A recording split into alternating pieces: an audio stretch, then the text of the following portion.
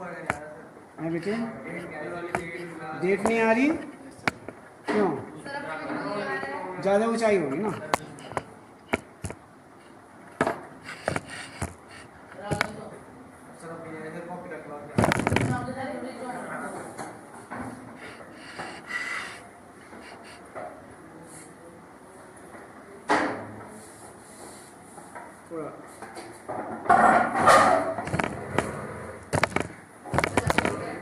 आ जाएगी आ जाएगी।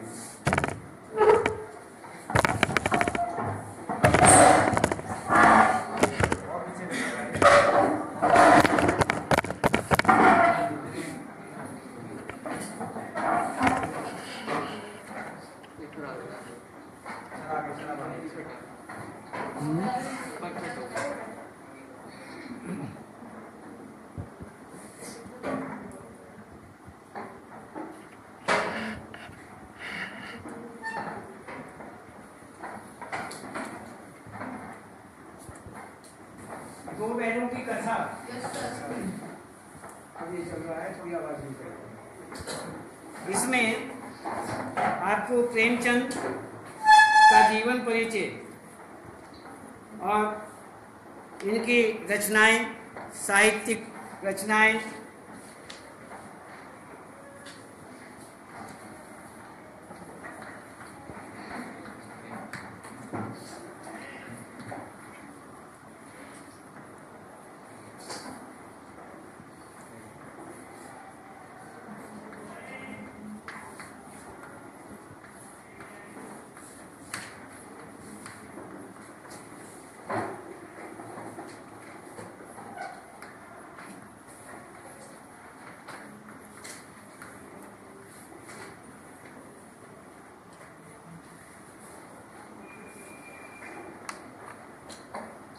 दो बैलों की कथा इनके लेखक हैं प्रेमचंद जी।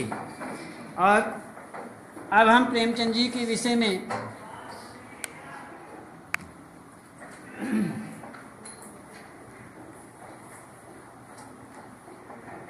सर्वश्रेष्ठ उपन्यास और कहानीकार प्रेमचंद जी का जन्म जो है सन 1880 में, कुछ थोड़ा आपकी किताब के अनुसार थोड़ा परिवर्तन हो सकता है, वाक्यों में बदलाव आ सकता है, बातें वही होंगी।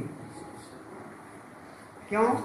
अलग अलग पुस्तकों में अलग अलग वाक्य के रूप में लिखा हुआ साहित्य मिल सकता है, इसलिए ये नहीं कि ये वाक्य तो हमारी किताब के अंदर नहीं है और इसलिए हमारी किताब गलत है। नहीं, गलत कुछ नहीं।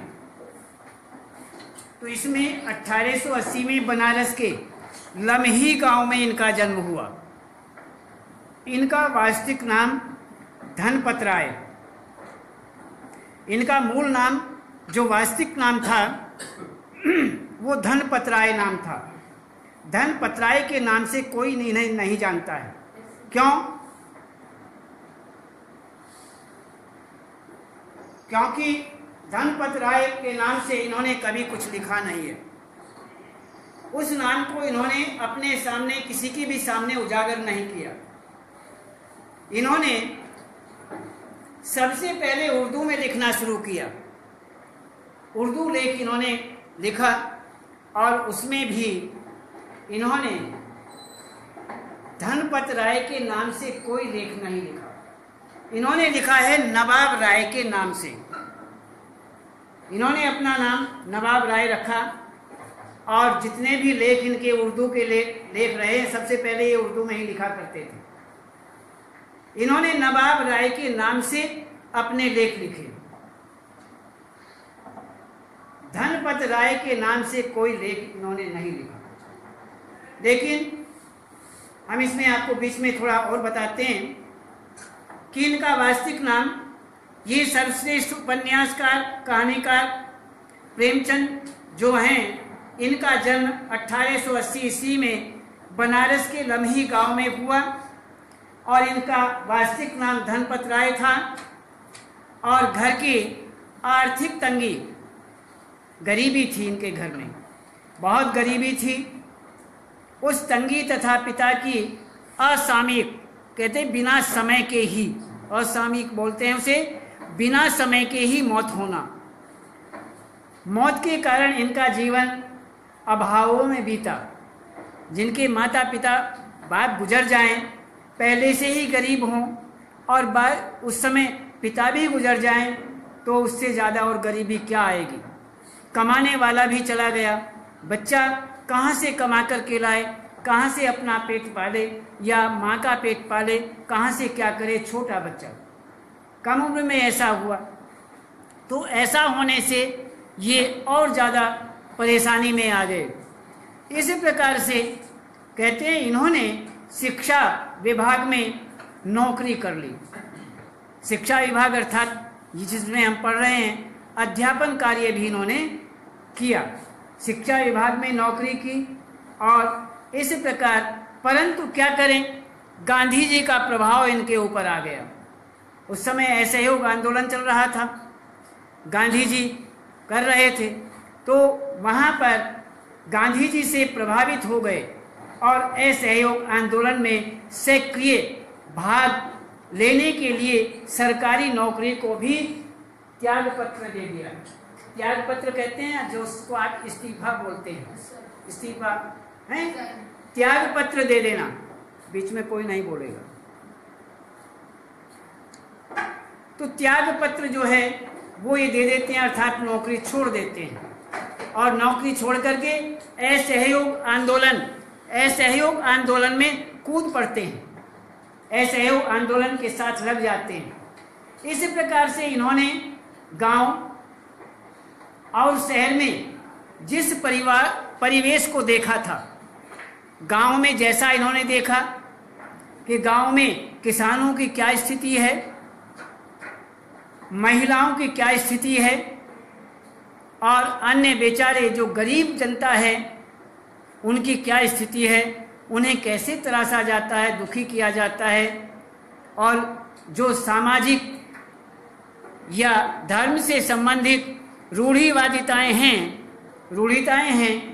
कुरीतियां हैं, वो किस प्रकार से पनप रही हैं, ये सारी चीज़ें इन्होंने देखी।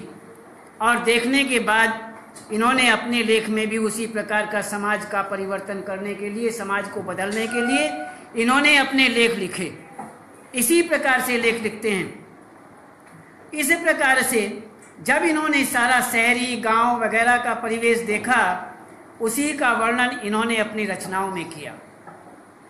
जब कोई किसी वातावरण में रहता है तो उस वातावरण में रहने का प्रभाव उसके ऊपर पड़ता है, और जब उसका प्रभाव, वातावरण का प्रभाव उसके ऊपर पड़ता है, मानसिकता पर पड़ता है, तो यदि वो कोई लेख लिखने लगे तो उसी प्रकार के तो लेख लिखेगा। जिस बात की उसे जानकारी है, जो बात उसने सीखा है, जो भी सीखा है वही तो लिखेगा। इसलिए इन्होंने, प्रेमचंद जी जो थे, शहर शहर घूमे, असहयोग आंदोलन में शहर शहर घूमे, गांव गांव घूमे, और उसके बाद इन्होंने इतनी सारी कमियां उसके अंदर देखी, समाज के अंदर देखी, शहर गांव के अंदर देखी, फिर वह लेख के द्वारा उसे उजागर किया, उसे बदलने की कोशिश की।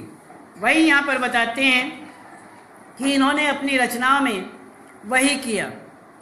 इनकी रचनाओं के विषय किसानों, मजदूरों की शोचनीय स्थिति थी। शोचनीय अर्थात सोचने पर मजबूर हो जाते हैं।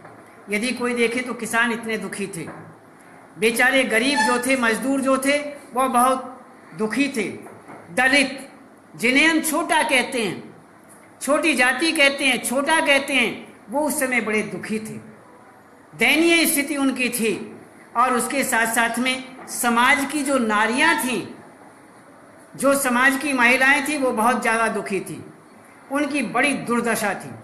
आज का समय मत देखो, आज तो हम बहुत सुखी हैं, सभी सुखी हैं, गांव गांव सुखी हैं, हर तरह की सुविधाएं हमारे गांव में पहुंच रही हैं, शहरों में हर तरह की सुविधाएं हैं। हम सब किसान भी और अन्य नारियां भी, महिलाएं भी और अन्य दलित भी, गरीब मजदूर आदि भी सब सुखी हैं। आज तो परिवर्तन हो चुका है, बदल चुका है, हर तरह से चारों तरफ सुविधाएं हैं। उस समय की स्थिति को देखिए, बहुत समय पहली बातें जब ये लेख लिखे गए थे, उस समय यदि सोचें तो सोचने की दशा उस समय थी। तो वही बात यहाँ पर बता रहे हैं कि इनकी भाषा बहुत सरल, सजीव किसे कहते हैं? जो प्रत्यक्ष में ऐसा ही प्रतीत होता है। मान लीजिए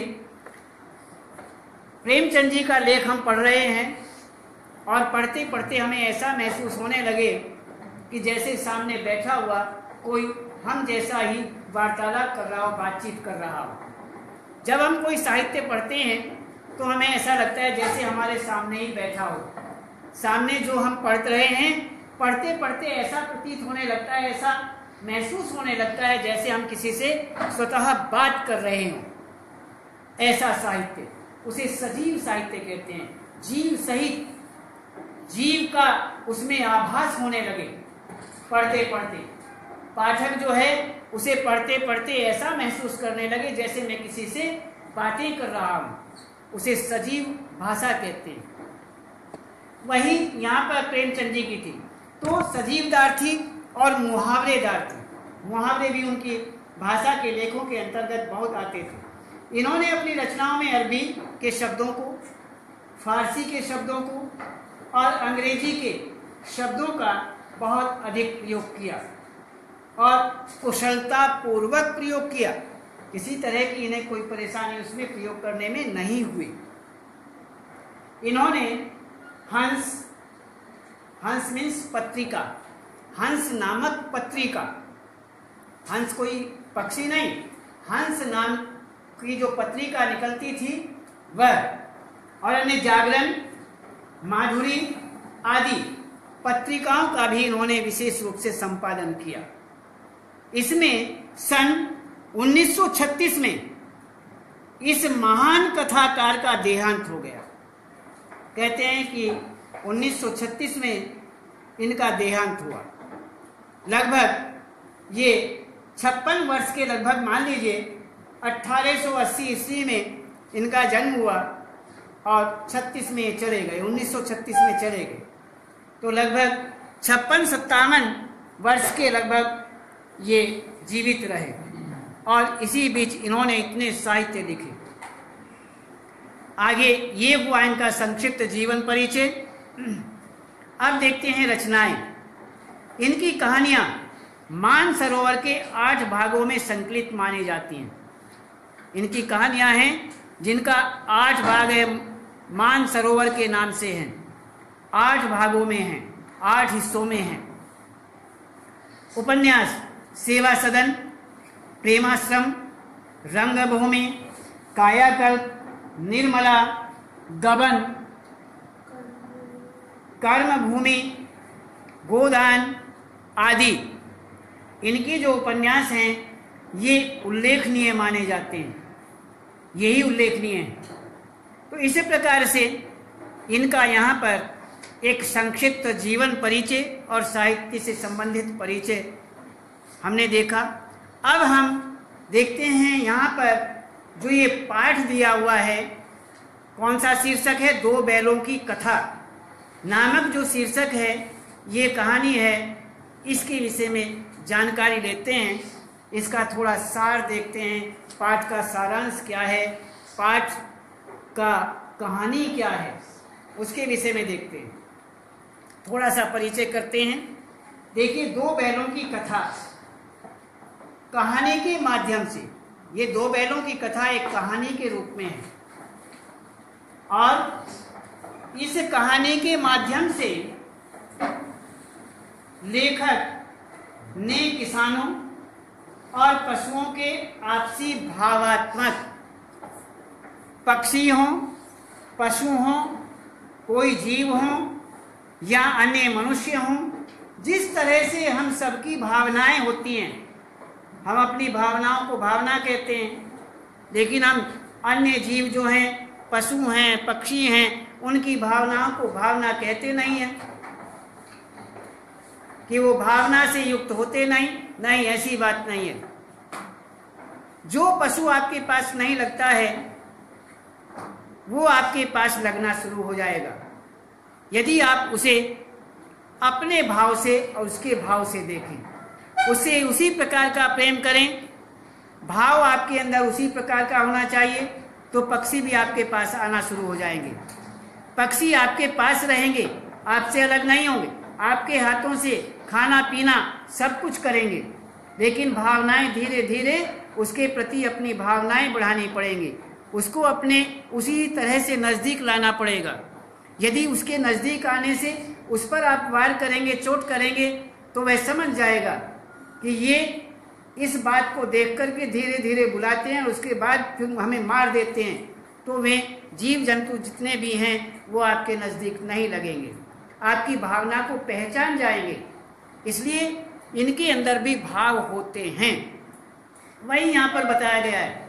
दो बैलों की कथा कहानी के माध्यम से लेखक ने किसानों और पशुओं के आपसी भावात्मक रिश्तों का जीवंत और सजीव चित्रण यहाँ पर प्रस्तुत किया है। इसलिए आगे कहते हैं, स्वतंत्रता सभी का जन्म सिद्ध अधिकार माना जाता है। सभी स्वतंत्र रहना चाहते हैं। कौन पराधीन रहना चाहता है? कोई पराधीन किसी के अधीन क्यों रहना चाहेगा? इसलिए कोई भी किसी के अधीन नहीं रहना चाहता, पराधीन नहीं रहना चाहता, सब स्वतंत्र रहना चाहते हैं, आज़ाद रहना चाहते हैं। तो इसीलिए यहाँ पर बताते हैं दो बैलों की कथा। उन्हें बंधित करना चाहा, लेकिन वो बंधन में क्यों रहें? अब मान लीजिए एक तोता है, सोने के पिंजरे में, उसे यदि हम बांध करके रखना चाहें सोने के पिंजरे में, सोना हम सबसे ज़्यादा कीमती मानते हैं, और हमने पिंजरा बनवा दिया सोने का, और उसमें एक तोते को बैठा दिया कि इसमें रहकर सोने का पिंजरा है, किसी को भी मिलता नहीं है, तुझे हम सोने का पिंजरा दे रहे हैं, इसलिए इसमें रहो, इसमें रहा कर। लेकिन तोता क्या उसमें खुश रह सकता है? नहीं रह सकता। वो जानता ही नहीं कि ये सोना है। सोने की महत्ता उसके मस्तिष्क में नहीं है, सोने की महत्ता हमारे मस्तिष्क में है, हमारे दिमाग में है, उस तोते के दिमाग में नहीं है। उसे तो खुला आसमान चाहिए, खुला, उसी में वह खुश होता है। उसे दाना चुगने के लिए इधर उधर मिले, पानी पीने के लिए तालाब आदि मिल जाएं, पोखर आदि मिल जाएं, और सामान्य रूप से उसे उड़ने के लिए पूरा आकाश, खुला आकाश मिल जाए, इसके अलावा वह खुश हो नहीं सकता।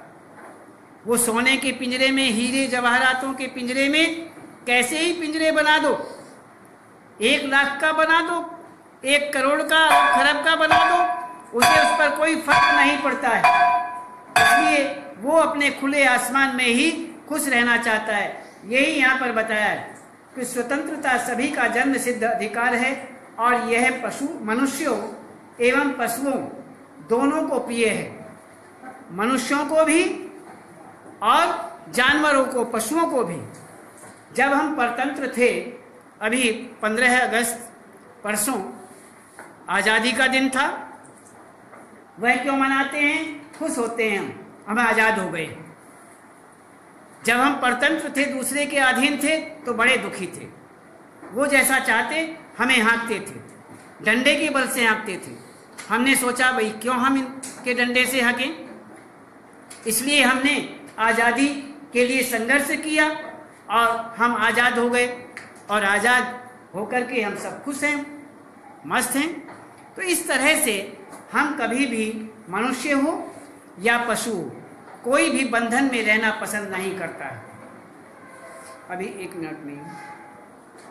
तो इस प्रकार से यहाँ पर लेखक ने 2 बैलों की कथा के माध्यम से लोगों को तत्कालीन परिवेश में चल रहे स्वतंत्रता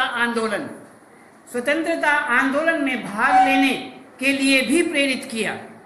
यह कहानी परोक्ष रूप से आज़ादी की भावना से जुड़ी हुई है। यदि अप्रत्यक्ष रूप से हम देखें, यदि ये देखें कि ये किससे जुड़ी हुई है, ये स्वतंत्रता के रूप में भी है, आज़ादी से जुड़ी हुई कहानी भी है। तो इस तरह से इस कहानी के माध्यम से लेखक ने पंचतंत्र और हितोपदेश की कथा परंपरा का उपयोग और विकास किया है। एक पंचतंत्र कथा की पुस्तक आती है जो विष्णु शर्मा ने लिखी हुई है और उसमें 5 तंत्र हैं, 5 पुस्तकें हैं। तंत्र मीन्स एक पुस्तक को एक तंत्र कहा है। जिस तरह से कड़ी में कड़ी जोड़ दी जाती है, जैसे सांकल होती है ना, सांकल जो पशुओं को बांधने वाली होती है, उसमें कड़ी में कड़ी जुड़ी रहती है, एक कड़ी से दूसरी कड़ी जुड़ी रहती है। तो इस तरह से ये 5 तंत्र पंचतंत्र के नाम से है। इसमें 5 तंत्र है, 5 पुस्तकें हैं और एक कहानी दूसरी कहानी से जुड़ी हुई है, फिर तीसरी, चौथी, 5वीं, इस प्रकार से लास्ट में जाकर के कहानी पूरी होती है। तो इसके विषय में हम बाद में बताएंगे। और हितोपदेश, अच्छे उपदेश, हित वाले उपदेश, ये पुस्तक है। इसके विषय में हम कल बताएंगे। आज केवल इतना ही और कल